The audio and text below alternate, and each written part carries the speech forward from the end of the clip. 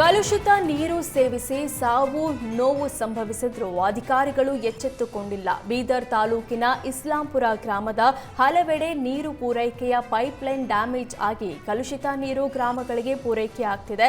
ಈ ಕಲುಷಿತ ನೀರು ಕುಡಿದು ಕೆಲ ಗ್ರಾಮಗಳ ಜನರು ಅನಾರೋಗ್ಯಕ್ಕೆ ಒಳಗಾಗ್ತಿದ್ದಾರೆ. ಪೈಪ್ಲೈನ್ ರಿಪೇರಿ ಮಾಡುವಂತೆ ಗ್ರಾಮಸ್ಥರು ಪಂಚಾಯಿತಿಗೆ ಹಲವು ಬಾರಿ ಮನವಿ ಮಾಡಿದ್ರೂ ಅಧಿಕಾರಿಗಳು ಕ್ರಮ ಕೈಗೊಳ್ತಿಲ್ಲ ಅಂತ ಗ್ರಾಮಸ್ಥರು ಆರೋಪಿಸಿದ್ದಾರೆ.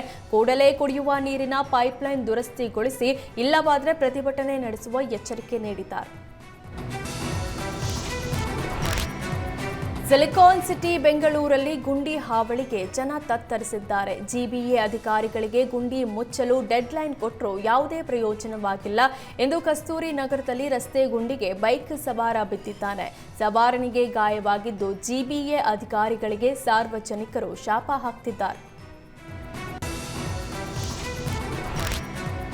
ಮನೆಯಲ್ಲಿ ಒಂಟಿಯಾಗಿದ್ದ ನರ್ಸ್ ಕೊಲೆ ಪ್ರಕರಣದ ಆರೋಪಿಯನ್ನ ಪೊಲೀಸರು ಬಂಧಿಸಿದ್ದಾರೆ. ಕೆಎಸ್ ಲೇಔಟ್ನ ಪ್ರಗತಿಪುರದಲ್ಲಿ ಸ್ನೇಹಿತೆ ಜೊತೆ ವಾಸವಿದ್ದ ಚಿತ್ರದುರ್ಗ ಮೂಲದ ಮಮತಾ ಕೊಲೆಯಾಗಿದ್ರು.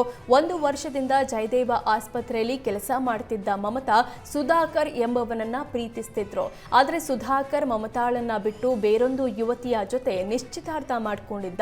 ಈ ವಿಷಯ ತಿಳಿದು ಮಮತಾ ನಿಶ್ಚಿತಾರ್ಥ ಮುರಿದುಕೊಂಡು ನನ್ನನ್ನೇ ಮದುವೆ ಆಗುವಂತ ಗಲಾಟೆ ಮಾಡಿದ್ದಾಳೆ. ಅಲ್ಲದೆ ಪ್ರತಿದಿನ ಸುಧಾಕರ್ನನ್ನ ಪೀಡಿಸುತ್ತಿದ್ಲು.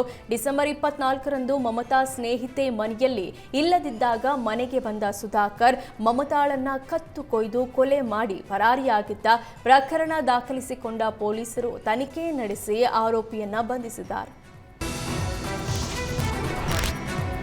ರಾಯಚೂರು ತಾಲೂಕಿನ ಯರಮರಸ್ ಬಳಿ ಇರುವ ವೈಟಿಪಿಎಸ್ನ 2 ಘಟಕಗಳಲ್ಲಿ ವಿದ್ಯುತ್ ಉತ್ಪಾದನೆ ಸ್ಥಗಿತಗೊಂಡಿದೆ. ಕಳೆದ 2-3 ದಿನಗಳಿಂದ ವಿದ್ಯುತ್ ಉತ್ಪಾದನೆ ಸ್ಥಗಿತವಾಗಿದ್ದು, ಅಗ್ನಿ ದುರಂತದ ಸ್ಥಾವರದ 1 ಘಟಕ ಬಂದ್ ಆಗಿದೆ.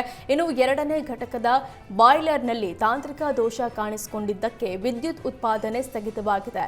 ವೈಟಿಪಿಎಸ್ನಲ್ಲಿ ವಿದ್ಯುತ್ ಉತ್ಪಾದನೆ ಸ್ಥಗಿತದಿಂದ ಆರ್ಟಿಪಿಎಸ್ಗೆ ಒತ್ತಡ ಹೆಚ್ಚಾಗ್ತಿದೆ. ಆರ್ಟಿಪಿಎಸ್ನ 8 ಘಟಕಗಳ ಪೈಕಿ 7 ಘಟಕಗಳಲ್ಲಿ ನಿರಂತರವಾಗಿ ವಿದ್ಯುತ್ ಉತ್ಪಾದನೆಯಾಗ್ತಿದೆ.